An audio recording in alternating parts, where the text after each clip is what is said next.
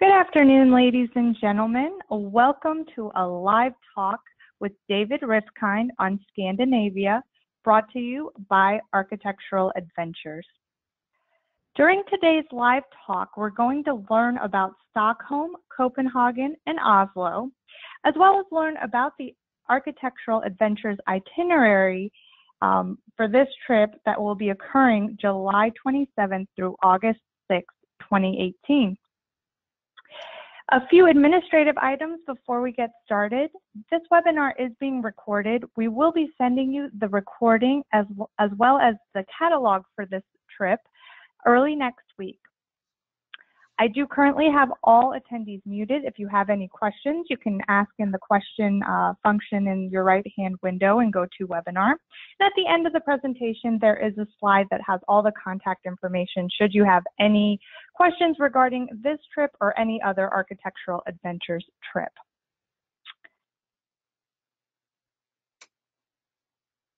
I'd like to introduce today's presenter.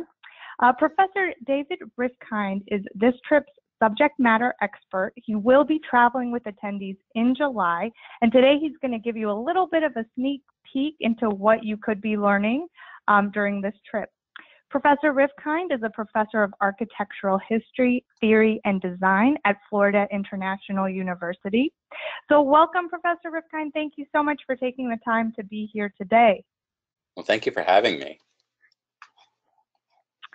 So why don't we get started? I'd like you to kind of provide a historical and architectural broad overview for our listeners today to just get today's talk situated. Sure. Well, it's a really fascinating voyage, this trip to Stockholm, Copenhagen, and Oslo, because Scandinavia is a fascinating region. It's an area of extraordinary landscapes, but the region is really knit together by the ocean. So Stockholm is really at the center of the Baltic Sea. Oslo opens onto the North Sea, and Copenhagen is in the straits between Denmark and Sweden, which connects those two areas. So these three capital cities have always been joined, or have always been linked by seagoing travelers, and so they share a lot of common cultural themes, even though each has a very distinctive national culture. And you see that in a city like Stockholm. Stockholm is in a natural harbor, but it's an archipelago. It's a series of islands that are connected now by bridges, but they used to be connected by small ships. And so it remains an active port. It has both passenger and cargo facilities. And the thing that especially the architects are going to see on this trip is this kind of fascinating hybrid architecture, which is a synthesis of architectural styles from different parts of Europe. And this came together because Stockholm and Copenhagen were parts of the old Hanseatic League, which had direct mercantile connections to places like the Low Countries, like the Netherlands, and also to Spain, when they were all linked as part of the Spanish Empire. So the architecture is really a fascinating synthesis of different architectural traditions. And one of the buildings that shows that synthesis is Stockholm City Hall. But interestingly, the City Hall is a more recent building. It's from the last century, and it's part of the national romanticism that was sort of a key driver of architecture around the turn of the last century. In this case, a country like Sweden, which had gone in and out of being politically self-determinate, looked back to its own unique architectural traditions and through the national romanticism. And so the Stockholm City Hall is an example of trying to find an architecture that's really uniquely tied to place, as opposed to the universal expressions of, say, neoclassical architecture. And so Stockholm is a city that has both of those traditions in it, and you'll see a kind of a conflict between the neoclassicism of the 19th century and the national romanticism of the late 19th and early 20th centuries. And then in the really in the post-World War I period, there's the emergence of some fascinating new architecture in Stockholm. So Stockholm is the center of Swedish architecture culture, and one of the key figures there is Erik Gunnar Asplund, the architect of Stockholm Public Library. And this is going to be part of our tour I'm very excited about it. It's a really remarkable building set alongside a beautiful park, also laid out by Asplund. And this is one of those great monuments that we point back to at this emergence of a kind of classicism that was stripped free of all the direct references to the Mediterranean, and instead was an attempt to come back to some kind of universal sense of order in the years after the First World War. And Stockholm remained a place of cultural innovation in the various decades afterwards, especially after the Second World War. And one of the really great projects there is the Kulturhuset, which is, it just really means culture house. It's an enormous project in central Stockholm. It is a project that's interesting at an urban scale because it reconciles a really difficult sort of condition where three neighborhoods are sort of jammed together but separated from each other by major roads. And the Kulturhuset tries to knit them together. So urbanistically, it's a fascinating project. But it's also really interesting to us because it was created by Pontus Hulten, who was the curator and the director of the institution. And he used this as a testing ground for what he would later do when he created the Centre Pompidou in Paris. And what the Kulturhuset and the Centre Pompidou share is that they both have a number of different programs that go on inside them. So in addition to art galleries, there's performance venues and libraries, but also places to eat and to shop. And they all kind of come together with these kind of remarkable open public plazas. So the Kulturhuset is going to be, I think, really interesting for people who know and appreciate the Pompidou. You'll get a chance to see its predecessor in Stockholm. One of the other things that's really fun about these three cities is the commitment that Scandinavian countries have to a kind of an urbanism that's based around multiple modes of transportation. So Copenhagen is, alongside Amsterdam, one of the two great bicycling capitals in the world. And you'll see even in deep snow, which we won't have in July, but even in deep snow and driving rain, you'll see people commuting to work, in part because the road network of the city is laid out in such a way that it allows you to travel by foot or by bike, by bus, by train, by car. There's a kind of a wonderful sense of urbanism in Copenhagen.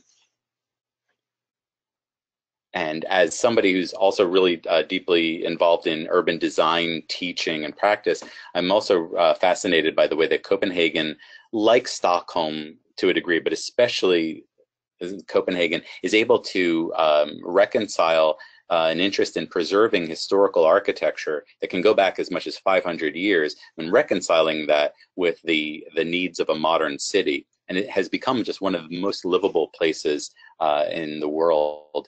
Copenhagen is a lot like Amsterdam in the way that it's laid out alongside a major waterway and with a series of canals that feed river traffic deep into the city. And so in a lot of ways, Copenhagen has modeled itself on Amsterdam over the years. You'll see that in the 17th century architecture, but you also see it in the 19th and 20th century architecture as well. And Copenhagen is also a center it's a global center for design.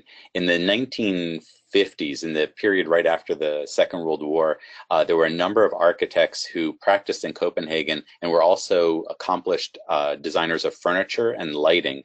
And one of them is Arne Jacobsen. He's probably the most famous of these architects. And one of his masterpieces, the Royal SAS Hotel in the center of Copenhagen, is one of those places that hopefully will pass through, even if just for a few minutes to have coffee in the bar. But the Royal SAS Hotel is the building that was for which the iconic egg chair was designed. The egg chair was basically designed for travelers passing through this particular lobby as a place both to sort of accommodate an individual who just needed to rest and be alone for a moment, but also to foster conversation among a group of people, like you see the three gentlemen over on the right.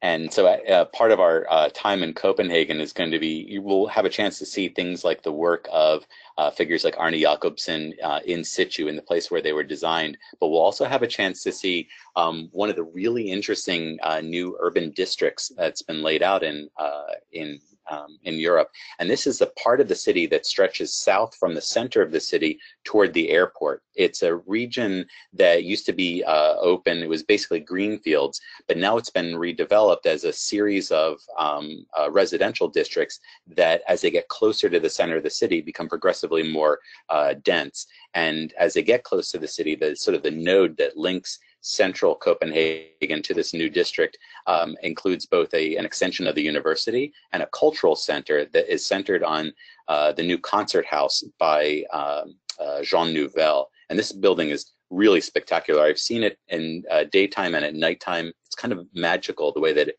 changes throughout the course of the day. And we'll have a chance to tour the building, have a chance to see it inside as well. It's really quite a gorgeous building, but what's also kind of magical about it is there's a kind of an integration of the interior and exterior spaces that extends from the area immediately surrounding the building to this entire district of commercial, institutional, cultural, and residential buildings. And while we're in Copenhagen, we're going to take a day to pop across into southwestern Sweden to the city of Malmö. And probably the most iconic work in Malmö is the Turning Torso Tower by Santiago Calatrava. But I mean, and this building is really remarkable. But the other thing that's interesting about Malmö is that it's another city that has a strong commitment to sustainability. The goal of the entire city is to have net zero energy use. And one of the ways that they move toward this goal is by having an integrated system of things like waste treatment, where municipal waste and solid waste are turned into heat and electricity through composting and things like that. In addition, they've got really innovative ways of dealing with things like stormwater runoff, which has become an issue recently. And also they get most of their electricity from offshore wind production. So Malmö is really fascinating because of this commitment to sustainability, which is a commitment that we'll also see in Stockholm and in Copenhagen. And then Oslo, the capital of Norway, is another opportunity for us to see the way the Scandinavian architects and urban designers have integrated new architecture, and quite daring architecture, into the fabric of the traditional city. The best known project in Oslo in recent years is the Opera House by Snohetta, the firm that also designed the museum at Ground Zero in New York City and a number of other really prominent projects now in the US. But Snohetta is based in Oslo, and one of the wonderful things about this trip is that we're going to have an opportunity to visit their offices, which is something I'm really looking forward to. But the Oslo Opera House is kind of an emblematic project among architects and urbanists now, because of the way that the building becomes an entire landscape that allows visitors to come to the waterfront in a way that they weren't able to before. This is a district in Oslo that used to be all industrial port and was it was closed to typical pedestrian traffic. And what Snohetta have done is use the program of the Opera House as a pretext for creating a series of public plazas that allow the public to come down to the water at the edge of the harbor. And it's just a remarkable project, both inside and outside. And on the inside, the interior architecture is extraordinary, but it also includes integrated works of art. The best is a project by Olafur Eliasson, who may be one of the best known contemporary Scandinavian artists. Eliasson is from Iceland, but practices now in Copenhagen. And so there's a site-specific installation by Olafur Eliasson inside the Opera House. And that's going to be part of the treat of visiting the Opera House. One of the other really great recent works of architecture in Oslo is the conversion of the old railway station into the Nobel Peace Center. So if you're familiar with the Nobel Prizes, both the regular Nobel Prize and the Nobel Peace Prize, these are actually split between Stockholm and Oslo. The Nobel Peace Prize is awarded in Oslo, and the transformation of the railway station and the construction of the new entrance pavilion were done by David Adjaye, the brilliant British Ghanaian architect. And so the Nobel Peace Center is another one of these really sort of exquisite projects in central Oslo. And it'll be a really wonderful opportunity for us to see, again, the work of just one of the most significant architects practicing today. And one of the other themes of the trip, I think, is going to be the transformation of former industrial areas. We're going to have a chance to go visit or to walk across the Akrobaten pedestrian bridge. Akrobaten just means acrobat. And it's a really elegant pedestrian bridge that crosses over their railway tracks in central Oslo. And what it does is it allows pedestrian access to the Barcode district, which is named after the series of office buildings that you see here at the end of the photograph. They look like a barcode when you look at them in plan. And this is a district that used to be part of the industrial port. It was not part of the center of Oslo at all. In fact, it was separated from the city by about 18 tracks and behind the railway station. But what they've done is opened it up as a new commercial district and linked it to the center of the city with a really exquisite piece of infrastructure. But this is also a theme that we'll see over and over again, the transformation of former industrial areas into new housing and commercial and cultural areas. And we'll see that in Malmo, in Stockholm, and in Copenhagen as well. And then continuing the theme of daring engineering, the Holmenkollen Ski Museum includes it's sort of integrated into the ski jump, and the ski jump is kind of famous. The original ski jump was built in believe at the end of the 19th century, and it's been rebuilt periodically. There was the first famous ski jump there was built in 1952 for the Winter Olympics, and then subsequently it was rebuilt several times to host World Championships. Most recently, the 2011 version, the one you see here, was built for the most recent World Championships that were hosted by Oslo. And so it's a really interesting museum architecturally, and if you're into skiing, it's really interesting in that regard as well. But the way that this ski jump becomes this iconic work of public sculpture on the top of a hill is really breathtaking. Professor Rifkind, I want to thank you for taking the time to give us a sneak preview today. It's very evident that travelers on this trip are going to be in for a treat having you as their subject matter expert.